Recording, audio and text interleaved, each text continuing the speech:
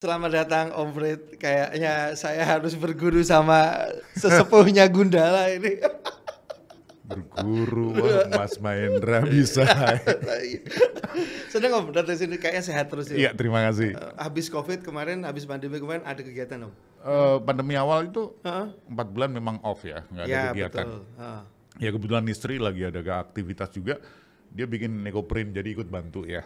Oke. Oke, tapi setelah itu 4 bulan kemudian ada syuting, ya wes lah.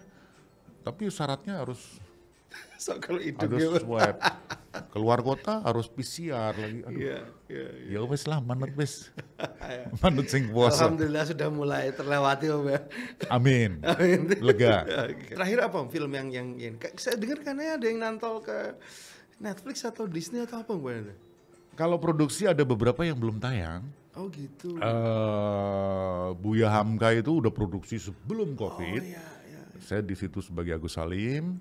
Wah, cocok memang. Untuk kedua kali sih saya jadi Agus Salim. Yang pertama dulu Moonrise Over Egypt tahun 2016. Saya jadi Agus Salim yang tua. Oh iya? Dan PH lain minta lagi saya sebagai Agus Salim yang muda. Bedanya apa? Kayaknya kita lihat fotonya Iya, Agus betul, Salim. betul. Kayak Agus Salim. Ya cuman kumisnya hitam aja, jenggotnya hitam. Tapi kalau yang tua memang ini harus putih semua kan. Iya, iya, iya. Dan jalannya bongkok karena saya terlalu tinggi. Karena beliau itu tingginya cuma 153 cm kalau nggak salah ya. Kecil. Saya 170. Iya, iya. Om Fred agak bongkok kayak. Kalau diet saya bisa turun 8 kilo. Wih, Bener. Karena waktu itu gemuk kan saya. Iya. Ya bukan gemuk ya, ideal gitu ya. iya. Saya 62. Iya. Turun 8 kilo jadi 50 berapa gitu. Celana sampai longgar itu ya untuk film itu sih. Untuk film itu. Yang film yang saya jadi Agus Salim tua. Kira-kira Kalau yang film terbaru saya baru saja menyelesaikan sebuah film genre-nya thriller sebenarnya. Sewudino, horor. Ini diambil dari Twitter Simple Man. Cerita dari itu kan ada beberapa sequel ya. Betul, betul. Janur Hitam nantinya, dan Sewudino ini saya di situ berperan sebagai tokoh spiritual. Ini kan kita lihat Om, banyak akhir-akhir kan banyak sekali skrip itu yang diambil dari potongan-potongan sosial media Om. Apakah memang kalau menurut Om Fred sendiri yang sudah bertahun-tahun berkelana di dunia sineas ini, apakah memang fenomenanya bergeser ke sana atau ini hanya orang-orang hanya mengambil ombaknya jauh? Saya pikir yang keduanya ini ya. Yang keduanya ini. Jadi sudah punya masa, difilmkan aja. Kalau dulu zaman drama radio misalnya, Ya. Saur Sepuh, difilmkan, tapi akhirnya juga Ya. kurang memuaskan audiens ya. Ya. Karena membaca itu kan imajinasi kita liar kan. Betul. Tapi ketika betul. difilmkan visualisasi tidak seperti yang saya imajinasikan Terbatas, gitu. ya. Nah, kalau sama juga sebetulnya itu sebenarnya tren itu sudah lama sih kayak gitu ya. Drama radio diangkat ke film kan banyak. Betul. Kayak apa catatan si Boy Iya, misalnya. betul. Iya kan? Iya. Dan banyak lah. Nah, ini pun kan ada di Twitter Ya. yang Sewudino itu. Dia sudah punya masa. Tinggal bagaimana si masa yang di situ itu kayak apa ya? Ya. Karakter yang dibangun ya. Betul. Betul. Alurnya mereka mungkin sudah tahu. Cuman kayak apa ya? Kemasannya kayak apa? Nah, di sini tantangan sineas, tantangan produser untuk menciptakan, mengcreate sesuai dengan masa yang sekarang ini terjadi atau keinginan dari selera masyarakat. Betul. Itu yang ditantang. Iya, termasuk kok misalnya selain menggunakan isu yang beredar, Om ya. Penggunaan apa ya? Kalau kita ngomong influencer lah, Om. Itu kan sering tiba-tiba nongol jadi. Betul, nah, betul. kira-kira komposisinya gimana tuh, Om? Ya, mungkin itu ada manfaatnya juga, Mas. Oh gitu. Iya. Dari sisi apa, Om, kira-kira? Gimana? Dari sisi apanya Ya, kira-kira? dari sisi untuk mencari masa, ya. mencari penonton, Ya, betul. untuk meningkatkan rating dan sebagainya. Itu Audiens. salah satu strategi ya. Saya pikir itu Strategi penting. promonya, ya. mungkin bagian dari strategi pemasaran ya, Ya, untuk melibatkan tadi istilahnya influencer itu akhirnya betul. biar nanti heboh, viral dan sebagainya. Ya, ya, ya. Itu diuntungkan. Ya, tapi secara umum di luar dari apa namanya memanfaatkan trending atau ombak tadi, secara umum Om Prit melihat tuh sekarang film-film Indonesia itu sebetulnya cenderung gimana sih Om? Lebih ke mencoba hanya sekedar ya Indonesia kapitalis saja mencari pasar, pangsa pasar, atau memang ada idealisme tertentu Om? Kalau ya maksudnya jenengan sudah lebih dari 3 generasi mungkin Om ngalamin lah. Itu bisa menjadi salah satu Ji. opsi ya. Ya. Tapi satu sisi idealisme itu tetap terjaga. Saya produksi film yang sekarang ini lagi tren memang horor. Betul. Yang akhir-akhir ini lagi tren di perfilman nasional. Ya, betul. Tapi saya pernah produksi film yang sama sekali lepas dari tema seperti itu. Dia diambil dari sebuah novel yang cukup boom ya, karena sudah diterjemahkan 5 bahasa dan udah masuk beberapa kali cetakan. Nah, ceritanya juga sejarah masa lalu, ada tentang rokok. Rokok. Nah, judulnya Gadis Kretek kan. Ya. Saya main di situ. Meskipun ini di Netflix ya. Ya, ya. Tapi setidaknya bagaimana membangun karakter para pemain. Sungguh-sungguh dijalankan hampir 2 bulan. Saya di drill untuk workshop sebagai karakter yang harus saya peranin. Dan teman-teman yang lain. Dan talent-talent yang lain. Jadi tidak sekedar sekarang disodor naskah, besok syuting. Ya. Enggak. Itu saya paling nggak suka. Karena bagaimana saya membangun chemistry dengan lawan main saya atau dengan tim yang lain, dengan kru. Ya. Nggak dapet dong. Untuk membangun karakter saya sendiri nggak muncul. Di situ selama hampir 2 bulan loh Mas. Iya, betul. Ada gerak indah. Tidak semata-mata berdasarkan naskah. Dan kita harus punya bank action, bank ekspresi. Bagaimana marah? Marah melotot-melotot marah ya. Tapi sekarang marah yang elegan kayak apa coba? Atau kalau model sinetron sebelah yang pakai dalam hati marah ya. Ada narasi. Ada narasinya. Nah itu. Iya. Jadi kita dibangun jangan klise, action jangan klise. Betul. Kadang-kadang di film yang kemarin kok sama, sedih dengan ekspresi yang kayak gitu. Ya harus cari kosa action. Gerak ya, kosa. Ya. Dan itu memang asik. Dan sesungguhnya setiap orang itu adalah inspirator sebetulnya buat mengayakan karakter. Betul. Tapi konon Gadis Kretek itu ini ya, ada dari teman-teman Jogja juga produksinya.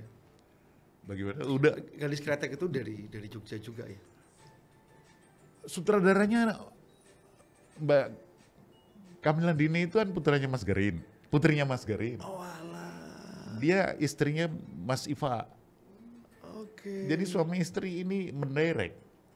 Mas Iva itu kan yang punya ini Jogja Film Academy. Oke. Nah, saya didirect beliau berdua. Asik.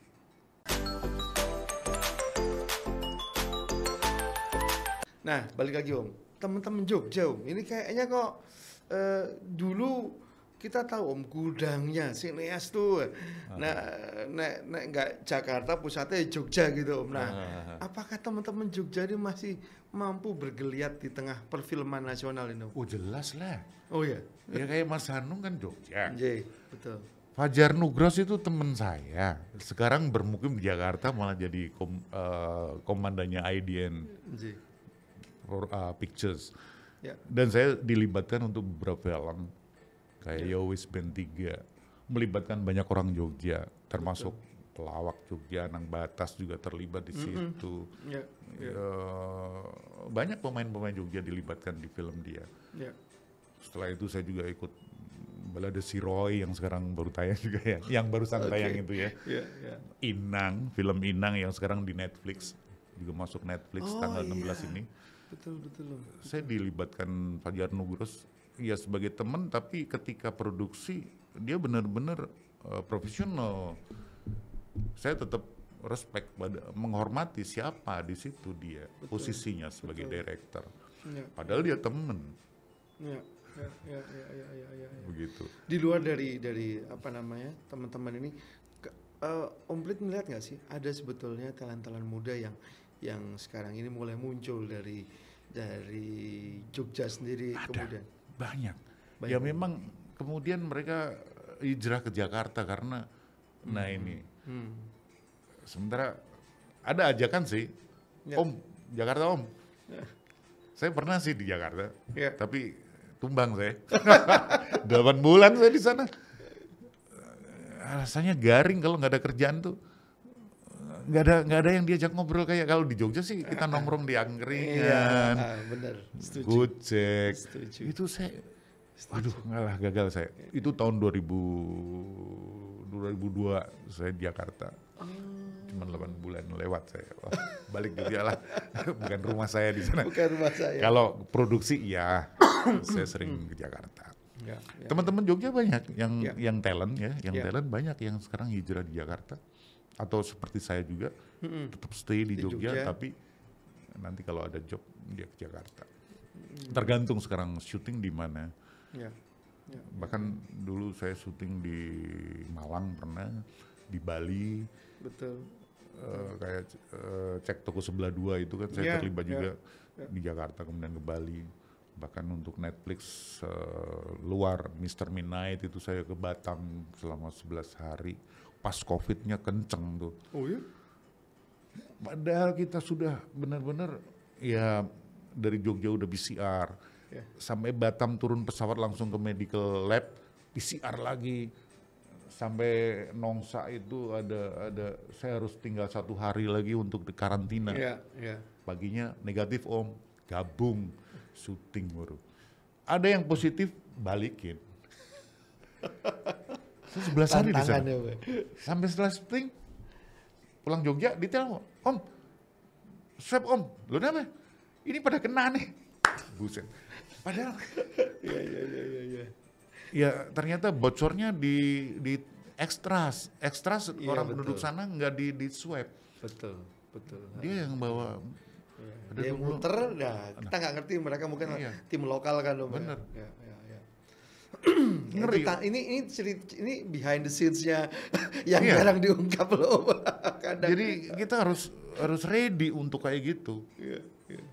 Iya kayak syuting misalnya di Makmum 2, saya di Ciamis ya. Sekarang bayangin seorang yang makeup kena. Nah ya udah, kena Wah, semua itu. padahal makeup kan pegang-pegang. Duh, ngetap juga. Waduh, aku sekarang saya Iya. aman. Iya. Waduh, tapi udah deg-degan banget Mas. Kalau kena kan harus karantina 14 hari. Betul. Sangat tidak produktif kan. Iya. Nah ini. Nah, ngomong produktivitas Om, teman-teman ini kan mulai bergeser Om. Tadinya dari membuat konten-konten sebagai seorang sineas, sekarang akhirnya geser nih Om, lebih banyak konten di sosmed. Nggak ikut-ikut Om atau gimana? Saya ikut aja, Oh, Mas jadi Marindra siap. aja deh. Enggak, saya enggak ikut-ikutan. Memang banyak sih teman-teman yang Iya, bikin kayak gitu, TikTokan dan macam-macam. Betul. Ya memang bisa menghasilkan ya. Ya, Saya betul. tahu itu. Tapi saya nggak interest tuh. Ya memang banyak ajakan. Ayo bikin. Enggak lah, nanti pecah pikiranku kalau misalnya ini sudah mulai up, ada produksi. Betul. Wah ini udah ngatur jadwal. Saya harus pecah-pecah kan. Ya. Saya nggak bisa.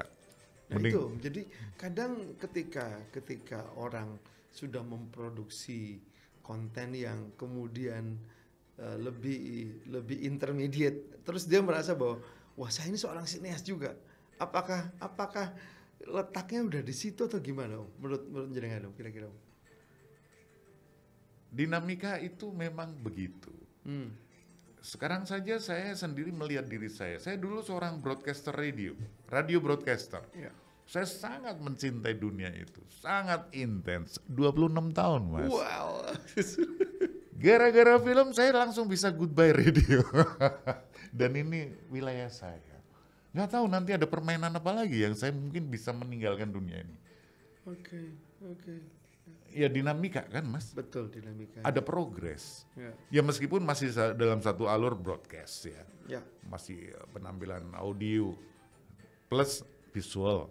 Ya, betul. Walaupun sekarang saya masih sering kadang-kadang juga ngisi voice over apa atau dubbing atau apa. Cuman saya bisa blast 26 tahun loh Mas. Saya gaul ini radio nih. Sejak tahun 75 sampai 2001. Bahkan secara struktural saya mungkin sudah di posisi yang up lah. Ya. Kepala studio, Betul. manajer operasional. Ya. Kok bisa-bisanya? Nah itu kenapa Om? Keblinger ke sana kenapa Om? Bukan keblinger Mas. Oh kok terus apa Om? Kepleset apa gimana? Kayaknya begitu masuk dunia film. Iya. Wah dunia ini luas ya. Kalau dulu kan saya sebagai kepala studio cuman di ruang kotak kayak gini. Setiap hari cuman ngadepin kertas, telepon. Ngadepin anak buah yang harus disiplin dan harus bukain ini loh. Buku putihnya kamu harus begini-begini. Iya. Ngebosi banget. Tapi ketika di film, wah luas banget, teman saya banyak. Ragam banget. Iya. Jadi semakin kaya gitu ya. Artinya kayak nggak seperti yang sehari-hari saya lakukan. Dulu saya mesti harus berpakaian rapi, baju dimasukin. Saya sekarang ke set hanya pakai kaos, pakai sendal aja no problem. Iya, Jadi benar. ada bisa berubah 180 derajat kali ya. Cuman disiplin ya Oke. tetap. Konsistensi ya. Ya. Dan menjaga stamina yes. Bayangin sekarang misalnya syuting pagi ketemu pagi. Betul. Tapi itu udah nggak sehat itu. Terakhir saya syuting sehat banget. Pagi jam 7 paling ya, calling nanti jam paling malam 8:30 udah. Wah itu sehat banget itu. Sehat. Makanya juga sehat. Oke. Nah ini syuting kayak gitu energi tetap terjaga utuh. Betul. Apalagi di usia yang Oh, pernah enggak. muda. Enggak. Di usia pernah muda. Pernah muda. Masih 26 Om. Ini kan Masih saya 26 tapi ini nggak kan dibalik. saya cat ini. Ini kan saya cat jadi biar kelihatan gimana. Iya gitu. betul. Biar kelihatan. Kayak ini Om. George Clooney Om. George Clooney. Ya Om, memang kita lihat produktivitas itu memang dinamis Om. Betul saya setuju Om. Dan anak muda luar biasa. Betul. Saya kagum banget sama anak muda kreatif. Ya. Terobosannya ada aja. Saya nggak bisa ngimbangin deh. Artinya untuk kerja semacam begitu, ya saya jadi talentmu aja lah. Dan dia wawasannya luas. Anak-anak muda sekarang, gitu. Oke. Dan saya ambil semangatnya. Jadi kenapa saya mungkin dibilang masih energik, ya karena saya Gaul sama anak muda terus Om. ambil energi mereka. Dia ngambil energi saya, apa dapatnya? Saya dapat dari mereka. Iya, energinya dari Gundala itu Om. Gundala itu harus belajar. Oke Om, jadi tadi sempat kepotong Om antara produktivitas dengan karakter talent tadi Om. Nah ini yang kayaknya tadi kita sempat terputus. Apakah emang udah seimbang Om? Apa cuman kreativitas ini hanya untuk semata-mata demi konten kalau bahasa anak-anak sekarang nih Om? Atau memang jenengan melihat ada penurunan kualitas si aktor dan aktris ini sendiri Om? Ada teman-teman yang masih intens mengolah diri. Ya biasanya yang seangkatan umur saya senior di bawah lah. saya. Senior ya kita ubah. Ya tapi nyun sewu juga. Kebanyakan orang muda juga dia pengennya instan gitu ya. Oke. Langsung boom. Nah itu. Padahal proses ini penting banget. Itu kalau instan biasanya mandi lumpur Om sekarang Om. Itu kalau di laut mati ya. Iya benar. Itu air lumpur garam itu. Iya lumpur itu sehat itu Om. Gak pengen ngemis itu. Lanjut Om. Jadi apa namanya? Tadi saya katakan bahwa tapi tidak semua loh ya. Ada anak muda yang memang gigih, dia ingin menjadi seorang aktor, benar-benar dia banyak berlatih. Latihannya tidak cuma acting doang, bahkan dia bagaimana melatih nafas, Betul. Bagaimana dia melenturkan segala fisik yang dia punya dari kepala sampai ujung kaki, Ya. baik dibarengi dengan musik sehingga seperti gerak indah. Ya. Dan prep, kalau di teater ada prep juga. Nah, itu apa itu? Prep itu jadi bagaimana kita mengolah diri kita sendiri dengan kayak meditasi. Nah ini ternyata juga untuk menggali power yang kita punya. Loh, tapi susah Om. Kalau strippingnya sekarang dari pagi ke pagi gimana? Apalagi kalau sekarang ada naskah, ntar langsung 2 jam lagi syuting.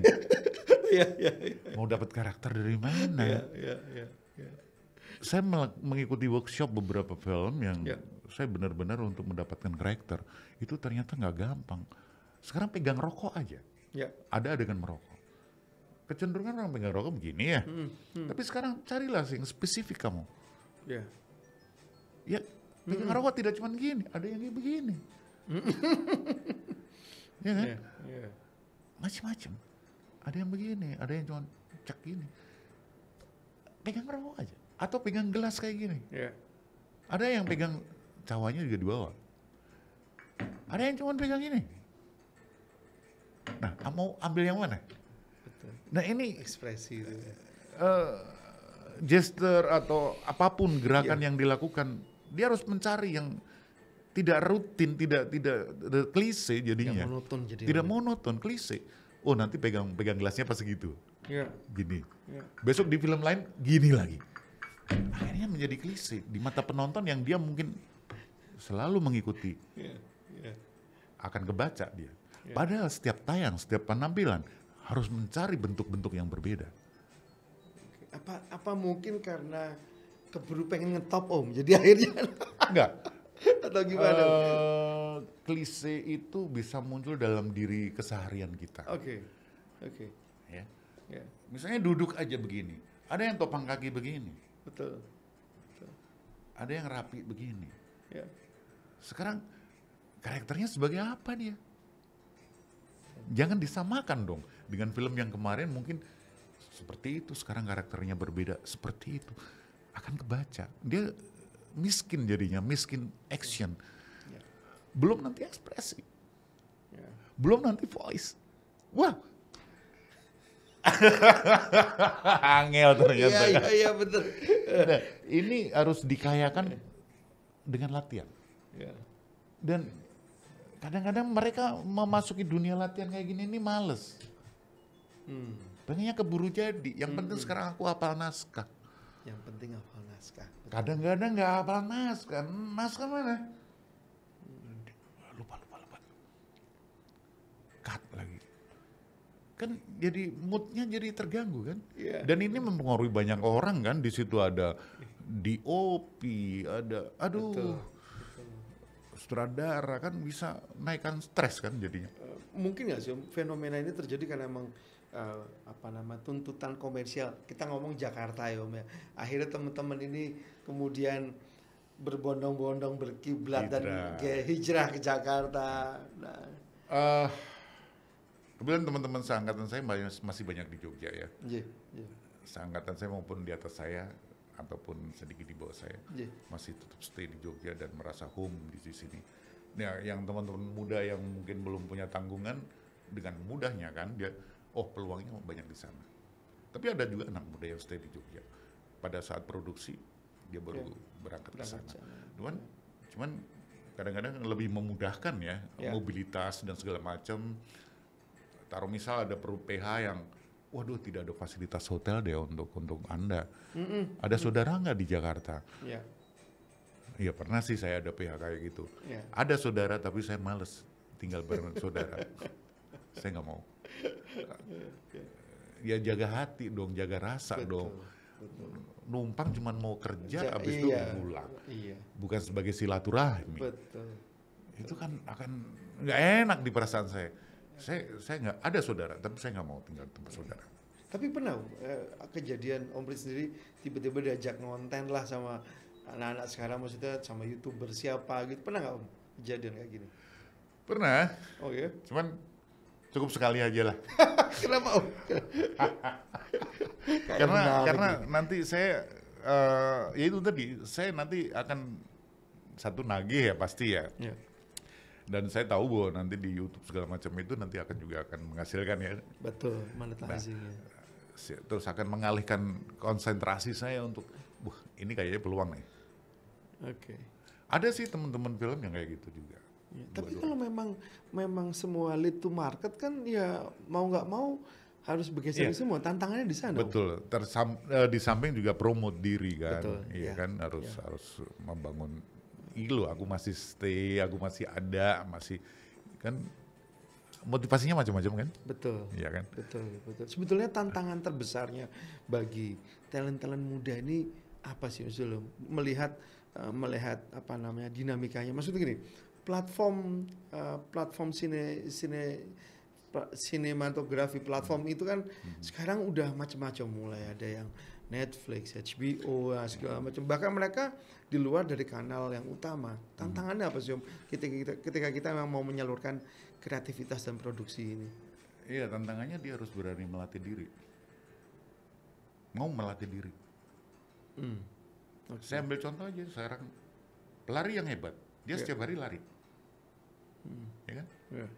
Atau atlet itu setiap hari dia latihan. Nggak cuma kelihatan Nggak badannya setara kayak six atlet. packs, cuma dia six packs. Iya. Tapi setiap hari dia harus latihan. Oke. Untuk benar-benar terjaga nih sebagai seorang aktor. Ya. Apa yang harus dilakukan? Ya latihan vokal itu penting. Meskipun di dalam ilmu komunikasi bahwa vokal itu hanya 35%. Betul. Yang utama visualisasi. Visualisasi betul. 48%. Ya. Begitu bleger kelihatan, wis gali gitu sih. Wis profesor nih. Ya. Ya. Wis dukun ini. Ya. Sosok lo ya. Betul. Tinggal bagaimana mengimbanginya dengan vokal. Nah ini latihan vokal penting. Betul. Sosok oke, bisa di make up, bisa dirubah macam-macam kan. Betul, setuju. Nah, ini penting digali. Ya.